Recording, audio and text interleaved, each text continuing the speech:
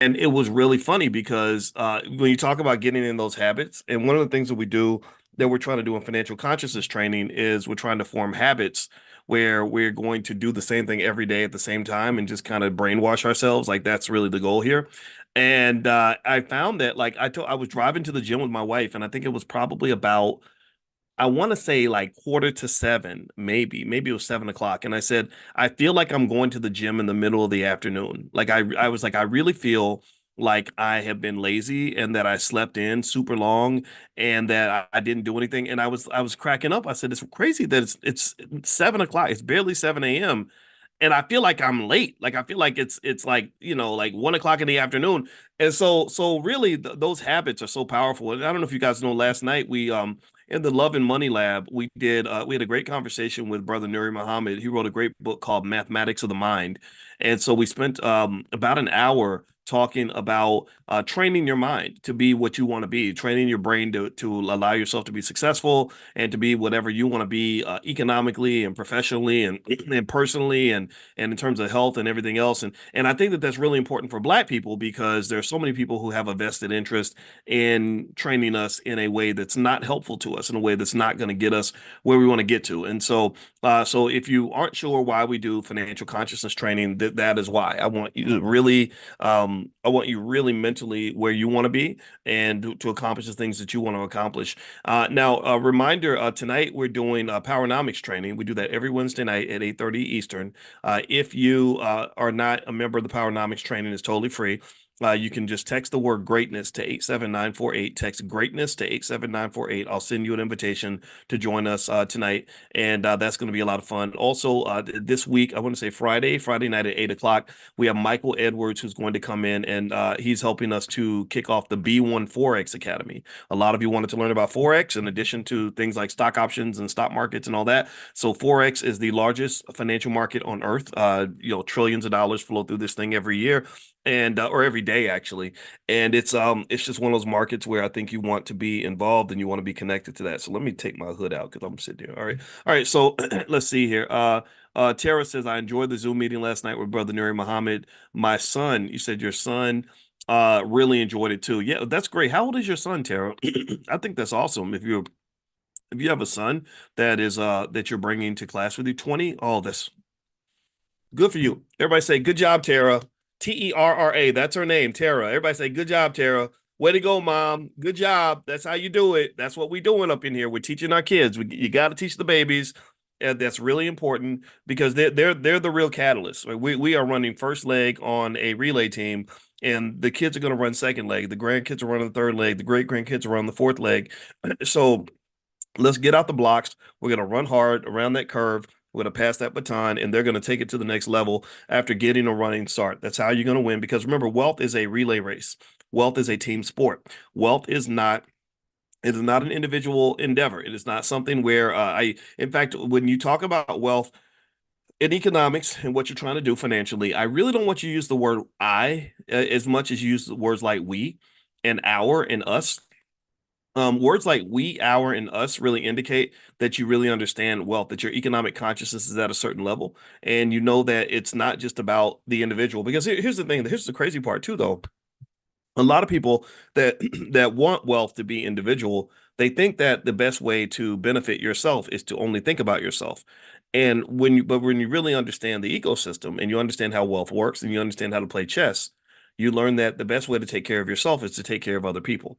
That's what they call that the law of reciprocity. So the law of reciprocity kicks in. If I take care of the people around me, then I'm naturally taking care of myself because I'm building an environment and an ecosystem that is going to ultimately create the strength and stability required for me to have a great space to build. Right? So when I pour into the kids, I'm pouring into us. I'm pouring into me and my wife, and I pour into my wife. I'm pouring into me.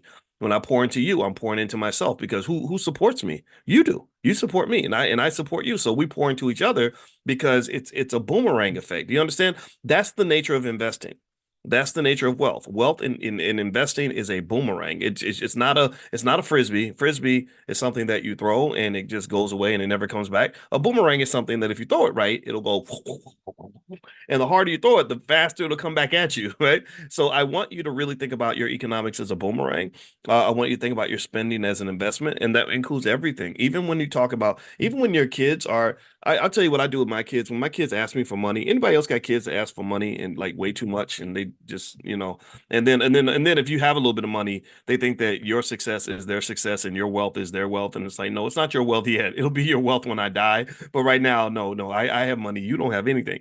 Well, what one thing that I say to my kids is I tell them, I don't do charity. I do investments. I don't do charity with you because you're not disabled, you're not a child, and you're not a senior citizen. If you were 85 years old or disabled or a newborn baby, then yes, I would do charity with you. But because you are a fully functional adult who has capabilities and energy, I'm going to make an investment in you. So what I tell them is when they ask me for money, I say, well, give me a proposal. Tell me what I'm invested in. Well, what's happening here? And so what I do is I make these really loose investment deals with them. I mean, I'm not a loan shark with my kids or anything, but what I'll do is I'll say, okay, well, give me a plan. Show me that you got a plan. And then, okay, you need $1,000. Okay. Well, or if they say, hey, can I have $1,000? I say, well, I don't know. You need to give me a plan to get $1,000. Now, $100 I might give you, $50 I might give you, and not say anything about it. But for bigger money, I'll give you 10 times that $100 amount, but you got to give me a plan. You got to explain to me like what's this going to do? What's the ROI on this? So they might come and say, I need $1,000, and I'll say, okay, no problem. Here's $1,000. Pay me back half of that. Right, pay it back in the next 6 months, and then between us, honestly, sometimes I say, once I see that they're paying it back, I'll say, you know what, just keep the rest. Don't worry about it. Just keep the rest. Right. So it's a really a loose investment deal, but what it's designed to do is to help them understand their role as an able-bodied member of the family. I don't really want to raise anybody to be a welfare recipient. No disrespect to anybody that's ever been on welfare. My mother used to get welfare, so don't think I'm looking down on that. But I don't want them to do that because I don't want them to go through life feeling like they owe me something. And I also don't want them to feel disabled. And I don't want the family to be drained because we're carrying dead weight. Right. Any extra weight, it's just like being an athlete. Like you can think of your family almost like an athlete's body. Athletes can gain weight. It's okay for an athlete to gain weight, but it's got to be good weight. It can't be bad weight. It's got to be weight that benefits the athlete. It cannot be weight that weighs the athlete down. That weight needs to be cut off. So think about what role everybody plays and how you process that. And you're the leader. You right now you're the leader of the family, and or if you're not, you will be one day. And if you're the grandparent, you're an even bigger leader. So the energy that you bring in, the intelligence you bring in, the skill sets and the ideas that you bring in are going to matter. That's going to shape the future of other people around you. So I noticed, for example, when I realized that people were looking to me for certain kinds of leadership, I started taking leadership classes and reading books about leadership. Like how do I lead effectively? How do I, and I found that leadership was not just a skill set, a skills based endeavor. It was also a journey of personal development. You have to think about what kind of person are you? How do you deal with people? How do you deal with emotions? How do you communicate properly to people? How do you make sure that they feel heard? A lot of it really does come down to feelings and stuff like that. And I don't know if as men we're really trained as well on processing our own feelings or other people's feelings, right?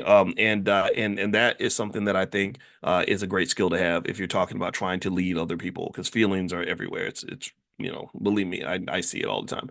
Okay, so what I'm gonna do is I'm gonna open the slides this time. I know every time I always say I'm gonna open the slides. This time I'm really gonna do it. Watch. Okay, so let's open these slides up and let's talk about tools to educate a child and make a child into a successful person, prepare them to be in millionaire status or beyond. It's very easy to turn a child into a millionaire if you make a plan. It's very easy. It's not hard to do. So here's some basic skills. If I was to build a school right now, the Boyce Watkins School for Black people or something, I don't know. But you can be white and go to my school if you want to. That's okay. I don't dislike white people. Um, the Here's some skills that I think would be basic skills that would allow a young person to accomplish anything that they want. Number one, the ability to read and consume information. That ability to read is critically important. The fact that the majority, half of the kids in, or at least actually more than half, I'm gonna say about 80% of the kids in like the city of Chicago can't read at grade level is absolutely devastating. And it's a reason that our schools should not only be shut down, but somebody should be paying reparations for that. And I don't know, incarcerated almost. It's such a terrible thing.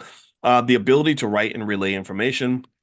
Once you consume information, you have to be able to communicate it. A lot of people can't fit into the economy because they can't even communicate. And then basic mathematical skills to count your money. One time I talked to a young lady who was about 28 years old, and she was a hairstylist, and I was explaining to her how much money hairstylists make. And I said, that's a great industry to be in. That's where all the money's at. Good for you. Way to go. And I said, okay, so let's say you do a business deal with somebody, or let's say you have chairs in your hair salon, and everybody that has a chair pays, let's say there's 10 chairs, and everybody's paying you 10% of the money that they make. So if a person makes $1,000 and they give you 10% of the $1,000, how much money do you get? And she sat there and she kind of was silent. And I said, um, okay, well, maybe you didn't hear it. Let me say it again. If $1,000 comes in and you get 10% of that, how much money did you make? And she goes, $70 or something like that. It was some answer that literally did not even connect to the math. You know what I mean? Like something that kind of said she wasn't even exposed in school to like the fact that 10% of something means you just take off a zero, right? 10% of $1,000, it's $100, right? And I froze. I froze because it scared me to consider the fact that in school nobody even taught her that 10% of $1,000 was $100. And I was thinking, how does a person do business if they can't calculate that? And I didn't say anything to her. I didn't say, oh, what's wrong with you? I just was silent. And I think she picked up on the fact that I was quiet. Like she kind of, I think she got a little bit embarrassed. I didn't mean to do that to her, but I was so shocked, right? And then I thought about the fact that I'd known this kid since I was a track coach. I'd known her for 20 years almost, since she was about 10. And she went to one of the worst schools in her state. And this is what they're doing to our kids. They're destroying our children. That's what they're doing, and they're doing it intentionally. It's not an accident. They're going to keep on doing it until we stop it. And I think it's up to us to sort of make that adjustment. Now, I'm gonna put this slide up. Give me a yes in the chat if you see the slides. Someone said they couldn't see the slides a second ago. Can you all see that slide? Let me know. Give me a yes, quick yes. That way I can know to move forward. Okay. All right. So the third skill that a kid would want to know, this is all in the book, The 10 Commandments of Black Economic Power. If you don't have a copy of the book of the study guide, you can go to drboycebooks.com. A knowledge of Black history to instill pride and self-esteem. A person who is skilled that wants to be at their peak potential also has to be inspired. You have to inspire them. You have to give them some sort of vision. A person that has no vision is not able to do much of anything because you're in prison. You're incarcerated by the present. You're incarcerated by your surroundings. You're incarcerated by your current situation, your current condition. That's a very dangerous place for a Black person to be. It's very dangerous for a Black person to be psychologically incarcerated by what they see around them or where they are in the situation they're in, because a lot of you were born with no money. A lot of you were born in challenging circumstances. A lot of you grew up in bad neighborhoods. A lot of you see the debauchery happening in the community right now every single day. So if you are stuck, where you can only define your potential and the potential of your community based on what you see, there's not a lot to see out here sometimes that will make us feel good. So having a vision is critically important. Drilling into your imagination, drilling into meditation, drilling into imagination and meditation can lead to manifestation, especially if you are engaged in the repetitive process of imagining and meditating on the vision that you want. You have to elevate. Thank you, Sharon. That was a word we used last night. Let's do it again. Everybody type the word elevate in the chat. You have to elevate. Elevate means you have a vision that's higher, right? A person who elevates, the tall person can see all the way around the room. So you have to be psychologically tall. You have to be mentally tall. You have to have a tall vision that allows you to see far, wide, and forward. That's critically important in terms of building and developing. So to me, part of your vision comes from the things you're exposed to. So a kid who's exposed to Black history, who's exposed to stories about Mansa Musa and A.G. Gaston and some of the greatest Black people in history, that child is going to have a greater amount of self-esteem, pride, self-identity, as well as vision to say, I want to be like this person. I want to be like that person. When the Americans allegedly went to the moon in 1968, and I say allegedly, honestly, I hate saying it like this. I don't want to be a big big conspiracy theorist, but I still am confused about the fact that we went to the moon in 1968, but it took us 50 years to get back. I know people explain it away and they say, well, it's because of the technology and blah, blah. And I'm like, wait a minute, I don't understand. Like my iPhone has more technology in it than NASA rocket ships had back in 1968. I don't understand how. Like I thought we'd be going on vacation to the moon by now. I really thought that. But anyway, if you remember when they went to the moon, allegedly, I know. Sorry, I gotta say it. When they went to the moon, what happened? Well, millions of people saw this, and millions of people were inspired by this. Millions of people said, "I want to be an engineer. I want to be an astronaut. I want to be just like the people that went to the moon. I want to be Neil Armstrong. I want to be Buzz Aldrin." And that's what they did. So you had millions of little kids, mostly white males, that all became engineers because this vision, this exposure had been laid out in front of them, and that really that makes a difference. So for black boys, unfortunately, what do we get? What's our vision? I want to be 50 Cent. I want to be like Jay-Z. I want to be LeBron. And those are nice visions to some extent if you can achieve them, but those are much it's much harder to do that. It's much harder to be LeBron than it is to be an engineer. Right now, if you want to be an astronaut, that's probably as hard as it is to be LeBron, right? So that, it's very hard to be an astronaut. But unfortunately, what does occur is that sometimes the wrong visions can put us in the wrong position, but then also having no vision can have us sort of feel like we're just sort of in limbo, right? So I think that history and learning who you are, learning what you represent, learning what your standard is, the standard's really important. I think history sets the standard. So if I say to a black child, well, you used to be a slave and now you're not a slave anymore. Well, I've set the standard really low. I've pretty much told you, and John Heinrich Clark used to explain why this is very dangerous. I pretty much have said to you that you are nothing. And now that you can, like, drink out of the same water fountain as white people, or go and spend your money at a white owned business, or live in a white neighborhood, or work for a white corporation, somehow you've made progress. And I'm the guy who comes along where everybody gets mad at me for saying this, but I'm like, what's the progress? Like, what magical fairy dust comes out of a white man's butt that makes being next to him that much more special than being next to people who look like me? This is not anti anybody. I want to make that clear, but I'm serious. I never understood what is so magical about, me going to another neighborhood and giving other people my money. What is so wonderful about me going to school with people who can't even run a country properly, who literally are driving this country into a ditch?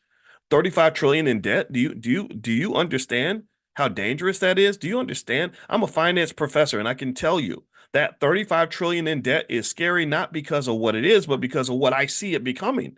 5 years from now, you're talking about 45 trillion, then 55, 65. They increase the debt load by $1 trillion every 100 days. Do you follow what I'm saying? So what they've done is not nearly as dangerous and as horrible as what they're doing and what they're going to do. They're driving the car 150 miles an hour off a cliff. This does not end well, and it's never going to change. It's never going to. They're not going to stop. You really think? How many of y'all? Give me a yes or no. Yes or no. How many of y'all ever? How many of y'all think the Democrats and Republicans are going to just be going at it like Crips and Bloods for all eternity? Like just at least for another 30, 40, 50 years. How many of you think that they're going to keep on fighting? They're going to keep disagreeing. They're going to keep finding loopholes and problems with each other's solutions. They're never going to sit down and say, okay, how can we learn from each other? They're going to always do this. Right. I really believe that this is the country you have. This is the country you built. So I don't believe in all this nonsense about how brilliant the founding fathers were, because if they were so brilliant, they would have designed a country that had more stability. America is not a country that is built for stability. So here's my point. Here's what I'm getting at. This is why I want you to stop being a white supremacist. Stop putting those folks on the pedestal. I'm not saying you gotta hate them. I don't hate. If you're white, I'm not mad at you. I promise you. But they're not better than you. They're not better than you. What I can just tell you, for example, I know capitalism pretty well, because I taught it for 30 years. And capitalism is powerful in terms of making money. But one thing you have to understand about money is that all money ain't good money. And what happens in America is they believe all money is good money. Think about this. There was a time where the biggest danger for young people in drugs was illegal drugs, crack and heroin. And we'd say, stay away from the crack and the heroin, son, or bad things are going to happen. Then suddenly it became legal drugs. A lot of the drugs that they're getting addicted to were things being made by big pharmaceutical companies. They created the opioid crisis. It wasn't created by drug dealers on the corner. It was created by corporations making billions of dollars a year that are still making billions of dollars a year. They did that. So America is a country where again, I'm going to tell you this. You'll never have me in this class ever tell you that I believe you should be a capitalist, a hardcore capitalist. I'm not saying that it's always bad. I'm not telling you what to believe, but I'm saying if you ask me, Dr. Boyce, hey, I think capitalism is a solution for black people. I would say no, I don't think it is. Because capitalism is built on the type of greed and one-dimensional thinking that where you can have one success, but you have a whole lot of problems. In a way, you can compare it to how Michael Jordan became a great basketball player. Michael Jordan is an admirable guy. He's amazing. He's extraordinarily talented. He's a hardworking guy. His vision, his focus, his achievements were remarkable. But then when you look at a Michael Jordan, you have to look at the consequences of that, right? What are the side effects of that? What are in economics, we call these externalities. What are the externalities of Michael Jordan's success? What price was paid by him and other people off the court for what he did on the court? Well, let's look at the data. Number one, everybody pretty much agrees that almost everybody I know that knows Michael thinks he's just the biggest prick on the planet. Again, I have to be careful. I know that Larry Miller, who ran the Jordan brand, he came to our convention. He's a great guy. He's the guy that took Michael Jordan's shoe brand and quadrupled the revenue, like turned it into a multi-billion-dollar company. Larry is a great guy. I wouldn't be his friend if I didn't think that. He gets it. He's B1. He came to our convention, right? So he's one of us. I never met Michael. But a lot of people don't feel like Michael's the best guy, right? You see all these videos of Michael where some little kid is like, "Hey, Michael, can you sign my shoes?" And Michael's like, "Get out of here!" Right? Like, bah humbug, like Uncle Scrooge. Like he's like a black version of Uncle Scrooge. So he comes off like that, right? What's another price that he paid? Well, his family fell apart. I don't know what happened with that, not judging, but because a lot of people get divorced, but it doesn't seem like his wife and his kids, that worked out the way he wanted it to. Actually, I think his son was dating Scottie Pippen's ex-wife or something crazy like that. I'm not judging, it's just weird. And then I saw him in that documentary where he was talking about his career and what he did and everything else. And what people were asking was, they said, what's going on with his health? He's sitting there holding a glass of liquor, and his eyes were really yellow. Anybody notice that? Did anybody remember that in that Victor in that documentary? I think it's called The Last Dance. He did not look healthy, and also he looked mad. He looked like there were a lot of things he was still angry and bitter about. And then I didn't even get to what happened with his father, and no telling like where that came from. I don't think that was a coincidence. I don't think that it was a random sort of thing. So there's a lot of pressure there, right? So my point is to say that you had this one-dimensional area where success was just second to none. But then you have all these other areas where it's like, wow, gosh, I don't know if I'd want to deal with all that. And then let's not forget his Hall of Fame speech was considered to be the worst Hall of Fame speech of all time, because he was still pissed off because he didn't make the basketball team in the 10th grade. So he makes the poor guy who took his spot on the team. He flew him in just so he could give him his Hall of Fame trophy or whatever it is that they get when they get in the Hall of Fame, which I think was just crazy. Anyway, so my point is to say that that with Michael, I feel like there were there was a huge price that was paid, a price that was higher than it needed to be. So what I tend to be in favor of, my bias is, I like the LeBron James model of success. So here's LeBron. He didn't do what Michael did. I think if you ask me as a basketball fan, who do I think is the GOAT? I think Michael is better than LeBron. But then again, Wilt Chamberlain, people don't talk about Wilt and what Wilt did. So, and even Wilt would probably disagree, but whatever. But then with LeBron, it's like you have this guy. I think he played in the NBA Finals like 10 times. I don't remember how many times he won. Somebody who's a basketball fan, you can give me the exact stat. What did he win it? 4 times, 5 times, something like that. Went to the Eastern Conference Finals almost every single year. Broke the scoring record. I think he scored more points than any player in NBA history. Has made all the money. He's if he's not a billionaire, he's going to be a billionaire soon. And here's the best part about LeBron is that he's a multidimensional person. He doesn't seem to be a person who has just achieved financial success or just achieved athletic success.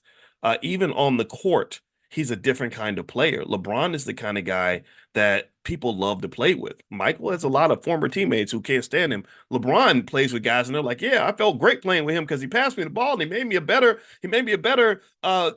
player, etc. Right? So the money lesson here in all this is that even when you make all the money or you achieve the economic success, right? When capitalism tells you that the money is the motive, the money is the motive, the money is the motive, the money is the motive, there you have to really think about the externalities. You have to think about the big picture, right? So with LeBron, he made the money. He made more money than Michael. He's going to be a billionaire by the time he retires. He's probably going to make several billion by the time he's done. He doesn't have as much money as Michael, but he's much younger. By the time he gets to Michael's age, he'll have more money than Michael. But LeBron also has a lot of other things that are working in his favor. He's a likable guy. He made his teammates better. He was able to he has a wonderful, beautiful, seemingly stable family. Again, every marriage has its complications, but this guy, he married a woman that he dated in high school, and they've been together for decades, and they've raised all these kids, and everything seems to be pretty stable there. And then on top of that, he's been able to even be a social activist. He's stepping out and speaking on all these critical issues in the community that people care about. So that to me is is a better model of economic success than just I want all the money and I don't care who I destroy in the process. Do you understand? Do you follow me? And that's the difference between being a hardcore capitalist versus being somebody who just appreciates the power of wealth in your life. But the thing about a LeBron, in my opinion, is that he understands the diverse and complex dimensionality of wealth, where most wealth in your life does not show up in the form of money. I'll give you an example. Let me ask you, Sharon, if I was to pay you $1 million for your left leg, would you sell it to me? In fact, I'm gonna ask everybody. If I offered you $1 million to cut off your left leg and put it in my house as a trophy, how many of you would sell me your left leg? Now, the only people that can answer are the ones that have two legs. If you don't have two legs, then my heart goes out to you. This is not a question for you. Okay, right. If I said, I'll give you $1 million if you never speak to your family again. That relationship with your family must end. You're going to move to Alaska in a black ops site, and you can't speak to your mother ever. You can't speak to your kids ever again. How many of y'all would take that deal? What if I offered you $10 million for that? Would you do that? Would you just never ever speak to anyone in your family ever again for $10 million? No, most of you would say no, and those of you who say yes, my wife is a therapist. You should make an appointment. So my point is to say that what you're basically telling me is that you have all these things in your life that money can't buy. What you're saying to me is that you have at least a couple things in your life that are worth at least $10 million to you. I mean, do you understand what that means? Do you follow what that means? That means that from a pure financial theory standpoint, and I taught math at the University of Kentucky. I got the mathematics to prove it. Everybody in this room is already a millionaire. You're already a millionaire. You've already got things in your life that you wouldn't sell for at least $10 million. So what you all I'm helping you to do is to find a way to liquidate some of that wealth so that some of it shows up in the form of cash. Right? Because it's not fun to have all these other wonderful, valuable things in life and not have any money. So I step in and I'm the money guy. I'm the guy who says, "Oh yeah, here's the money over here. Let's go talk about how to go get that money." Right? You deserve to be rich. You deserve to be successful. You deserve to be an investor. You deserve wealth. You deserve all these things. I want to support you in that process in every way that I can. Okay. But one of the things that I do, and I know sometimes it confuses people, is that I'd like for you to understand wealth as a tool for the rest of your life. I want you to understand what a wealthy life looks like. This comes from an economic concept called utility. And I remember when I learned about utility, they would say, well, we want to form an equation that's going to maximize utility for the investor. And I was like, you mean maximize their wealth? They're like, no, no, no, not maximize wealth, maximize utility. Utility is basically overall happiness. How well off are you just as a human being, period. As a society, you can maximize the utility of a society, right? And it does not just come down to how much money you have. I mean, look at the United States. We are the richest country on the planet on a per capita basis. We dominate every other country on earth. China ain't nowhere to be close, ain't nowhere close. For a long time, I'm not sure if this is still true, but I think we spent more money on our military than China spent on their entire economy. So China ain't in the ball. They're big, they're powerful, they got a lot of people, they're coming, they're growing, they're getting stronger. They ain't there yet. Okay, so we have all the money in the world, but look at the quality of life. Look at the stable. Look at families. Look at the educational system. Look at what's going on with like things like the fentanyl crisis. Look at violence, gun violence, stuff like that. So what has occurred is that we have a Michael Jordan approach to capitalism. It's like we're the champions in one area. We win the NBA finals every year. We always hoisting up the trophy when it comes to economic success. America is unparalleled in its ability to develop financial markets, make money, make wealth to the nth degree. But then there's all these other areas, all these externalities. There's that word again, all these side effects that we're not even considering because we're trained to focus on that one thing. And I'm saying to you that I think that intelligent black people are smarter than everyone else. I'm saying to you that I think that your economic consciousness allows you to see just beyond the money. So make the money, but then at that point I want you to think about how it fits into the rest of your life. Okay, so let's see. Chamita says, "Are you going to teach us how to make money without working?" Yeah, text the word money to 87948. I have a full training called How to Make Money Without Working. That's a great question. Great parallel. This is financial consciousness training. The goal of financial consciousness training, which we do every morning at 10 a.m. Eastern, is to get us to understand economic vision. We're going through my book, which is the 10 Commandments of Black Economic Power. And in that book, we're talking about economic culture. So that's the focus that we do in the morning. But if you want to specifically learn about stock options, how to make money by selling stock options, I have a training called How to Make Money Without Working. This is how I make my money. I made several $1,000s Monday doing this. I do this every Monday. So text the word money to 87948. I will text that to you immediately. You can watch it and share it with your family. I guarantee it's gonna make your head explode. Like you're gonna really be blown away by it. And those of you who've already seen it, or those who are in the Prime program, say something in the chat so people know that I'm not just saying stuff. Like this is real. I'm not here. I'm about substance. I'm not interested in flash. That's not fun for me. All right, so let's pull up the next slide here. All right, so the next slide that I want you guys to see is uh okay. So we talked about what a child would be educated on if they want to be economically prepared. If I were building a school, we would start with the ability to read, write, and do math, and then also a knowledge of Black history. Black history instills pride and self-esteem. Next, I would teach kids, if I were running a school, they would learn relationship management skills. And basically, relationship management is one of those understated incredibly valuable skills that will open a million doors for you, or it'll shut a million doors for you if you're not good at it. And last night you all saw where Nuri Muhammad, who wrote the book Mathematics of the Mind, came by. And part of the reason Nuri and I work well together is because we have a great relationship. And but that's not inconsistent with pretty much all my friends that are involved with the Nation of Islam. Almost every single person I work with in the Nation of Islam I get along with very well, because whenever there is anything that can be interpreted as a disagreement, they have a protocol that where they just know how to find a resolution that is going to be peaceful and beneficial. Imagine if every child in our community was trained on conflict resolution skills at an early age. Imagine if every kid was taught at an early age how to maintain healthy relationships, how to pick the right relationships. Think about what that would do for families. Think about what that would do for marriages. Think about what that would do to gang violence in the streets. If people said, "Hey, you know what? I'm really mad at you right now. I need to get on. I'd like to get on the phone with you, or let's have a meeting so we can talk this out and communicate, so we can figure out where everybody is on this." Okay, so relationship management skills aren't just good for safety and security and stability. They're also important for prosperity. People that tend to have good relationships, they have a very easy time making money. Michael Edwards, for example, a guy who is going to lead our Forex program in the Black Business School. Michael Edwards, the first thing I asked my team about this guy, and you're going to meet him. I'm going to bring him to class later on this week. First thing I asked my team was, I said, "Well, what kind of person is he? I know he knows his stuff, but what kind of guy is he? What kind of person is he to work with?"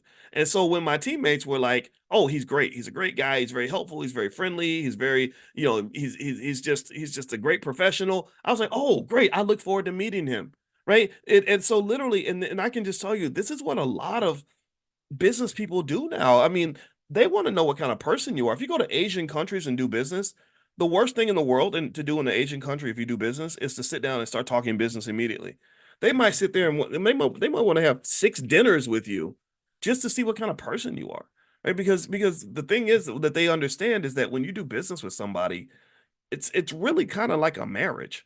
Like you're really signing a contract with each other like a marriage, and you're like connected at the hip. And who wants to be connected to a jerk or a bad person or somebody who's mean, evil, and dismissive and conniving and everything else? I know I don't. Life is too short for that. So teaching relationship management skills allows children to identify the right relationships, teaches them in going into adulthood how to repair those relationships, how to manage and maximize those relationships. That makes a big difference in the wealth journey. So that's one of the things I would teach. Now, one thing I'll do, some of you were asking about the Forex thing on Friday. It's totally free. Here's a link if you want to join. Or also, if you text the word money to 87948, I'll text you guys the link to join the Forex event on Friday. So here's the link in the chat if you want to register, if you want to learn about it. All right, so the next thing that, and the event's free, by the way. I don't know if I mentioned that. All right, so the next thing that I would add in to this, the Boyce Watkins School for Black kids, is critical thinking skills to avoid a lot of brainwashing that happens out in our society. It was the lack of critical thinking skill that put a lot of us into our economic dilemma in the first place. And it's not your fault. It's that you're trained to not think.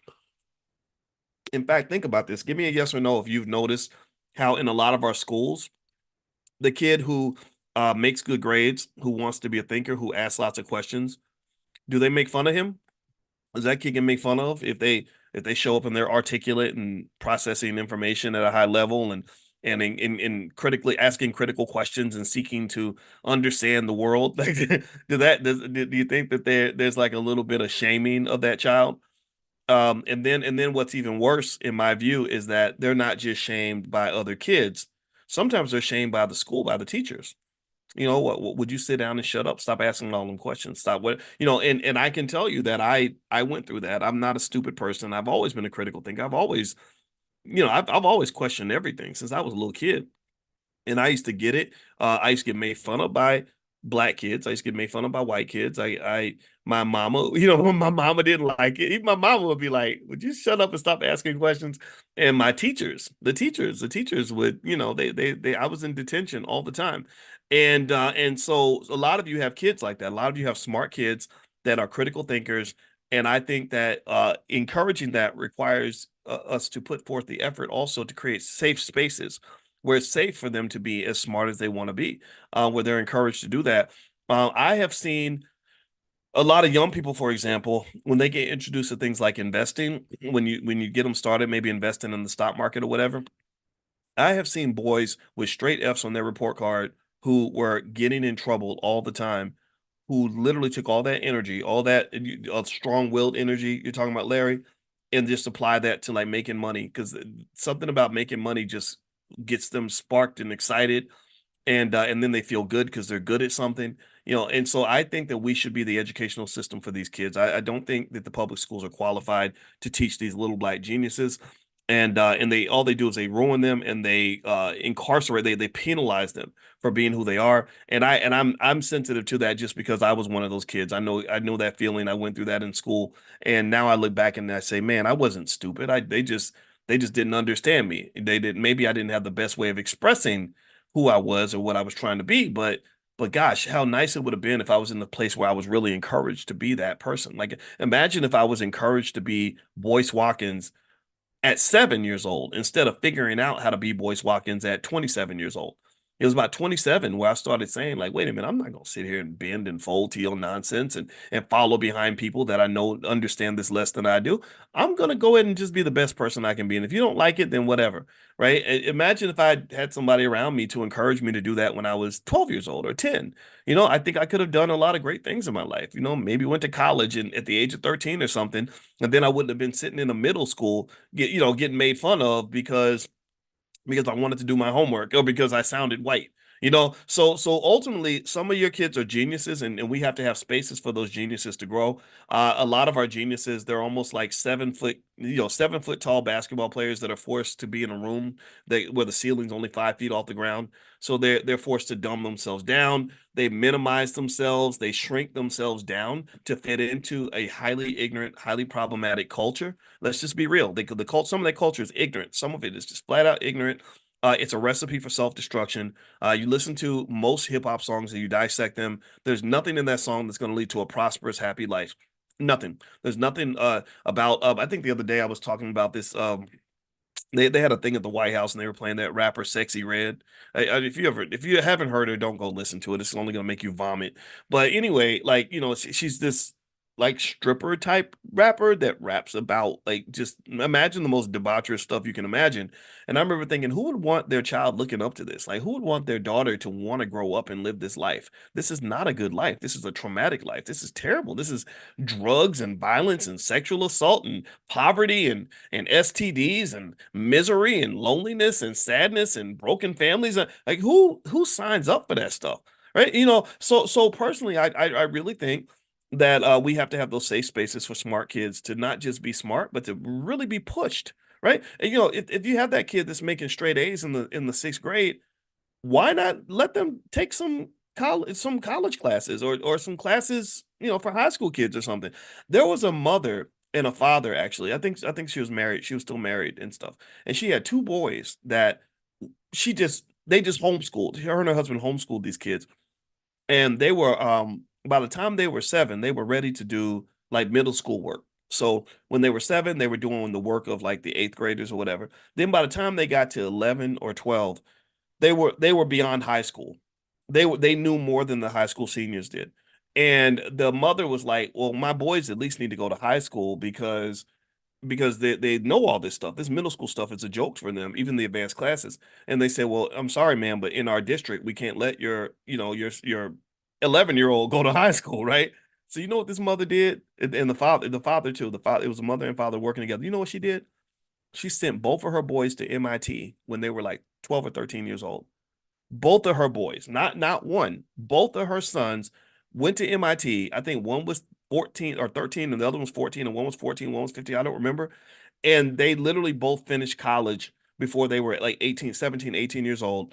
And they ended up, one of them got like a medical degree and a law degree, and the other one did something else amazing. And here's the thing, this is what our kids can do, right? This is what they have in their DNA. So a lot of our kids are geniuses, and I think there has to be space for Black genius to really flourish, because here's the thing, these geniuses are also the ones who, if they're given the right skill set, they can build those billion-dollar companies that are going to be needed to employ our people. They can go build these institutions that can house the masses. See, the problem that you have economically speaking with the Black community is that you don't have any space for the masses. Affirmative action cannot accommodate 40 million Black people.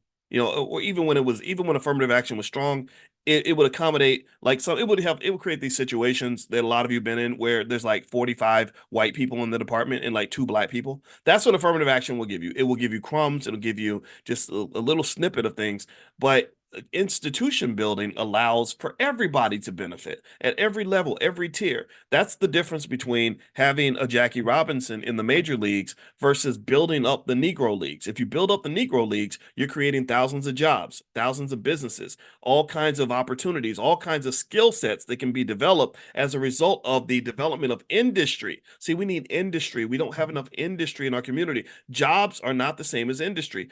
A job is a piece of an industry. It's your little piece of the pie in that industry, but it's not even a big piece of that pie because jobs don't really do much economically. HBCUs are dying because they don't have enough job creators coming out of that education pool. They need to produce captains of industry. They need to have people. Here's the thing. You had a billionaire. Remember that billionaire, Robert Smith, that went and gave the money to Morehouse students and paid off their student loans? God bless him for that. I thought that was a great thing for him to do. And well, here's the thing. And I don't know what else Robert is doing. I assume he's doing other things too. I'm not assuming that this is all that he's done. I like the guy do. But here's what I was wondering. I said, gosh, I wonder if he's helping, if he can identify like the top 10% of these students and train them on how to raise capital, right? To build, 10 million, $100 million companies. That would be a game changer, right? And then some of these companies will become billion-dollar unicorns that could then go back and employ 20,000, 30,000, 40,000, 50,000 people, right? That's the real win. The real win is not just getting out of debt. Getting out of debt means you go from losing the race to almost being even in the race. Right? That's fine. That's good. You got to do that, right? You got to come from behind. If you're down 25 points, you got to even the score at some point. So, but paying off debt is kind of like getting you out of jail. But getting you out of jail is not the same as helping you flourish and prosper. Do you understand the difference? Give me a yes if you're following the analogy here, right?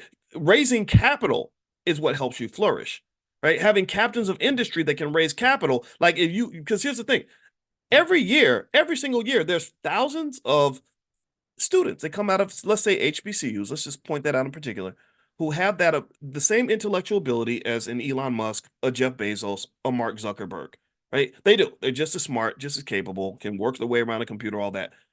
These what they're missing is the support. What they're missing is access to capital. They're missing access to the leadership skill required to institution build. The biggest failure, the biggest loss for the Black community that ever is when we have someone who's the Black Zuckerberg that comes out and all he knows to do is go get a job. All he knows how to do is fill out a job application and get under somebody's umbrella and pour his genius into somebody else's entity. That's a loss. That's almost like, to me, it's almost criminal because what it's doing is it is not just limiting his potential. It's destroying. It's a massive what they call opportunity cost. In economics, the opportunity cost is that, or what they also call it a shadow price. It's the massive shadow price that you're paying for that 100,000 Black people that would have jobs if that person was pushed to their fullest potential and given a space where they could reach that potential. Do you understand what I'm saying? Do y'all get what I'm saying? Are you following? Are we together on this? Because I really think that we have to really look at it this way and really understand that the way we approach economics in the wrong way is that it's built in a way where we're not really playing powernomics, we're playing survivalnomics or strugglenomics. Strugglenomics is where we say, how do we make sure Black people aren't suffering as much as they were before? Strugglenomics says, how do we make sure Black people have jobs so they can stay afloat in this difficult economy, right? Survivalnomics is, oh man, Black people are really in pain out here. Black people are hurting. Let's make sure these Black people aren't in pain anymore. Let's give them a little something. Let's create some programs. Let's open a school for them so they can get an education. Let's give them a job or two so they can have some place to go, someplace to work, right? Or help get a couple of them out of jail, right? To me, that's all strugglenomics. It's survivalnomics. It's like you're getting beaten down, you're losing the race by 1,000 points. We're gonna give you a few points so you're not losing by as much as you were before, and then you're gonna falsely define that as progress. But maybe I'm wrong. Maybe technically it is progress, right? Because like Malcolm talked about, when you stick the knife 6 inches in somebody's back and you pull it out 3 inches and you call that progress. Well, technically that is progress, but that's not the same as actually healing the wound and helping the person get stronger, right? So catching up a little bit, it's progress, but the opportunity cost is massive because you don't have enough vision to see what really God really would have had in store for you if you'd position yourself and position your children in the right way. Do you understand? So I'm not looking at where we were and compared to where we are. I'm looking at where we are compared to where we're supposed to be. Do you follow? Do you see the difference there? It's about thinking big, people. That's what it is. It's thinking big. It's like looking at what everybody else got and saying, "Well, I should have that too." You own a $1 billion skyscraper. Well, we should own some of those too. You wait. Your company employs 40,000 people. I want a piece of that. I should. My kids are as smart as your kids. My kids work as hard as your kids. Our family's as capable as your family. We're just as worthy as you. So how come we can't do what you're doing? How come I can't create children that can go and create jobs for other people?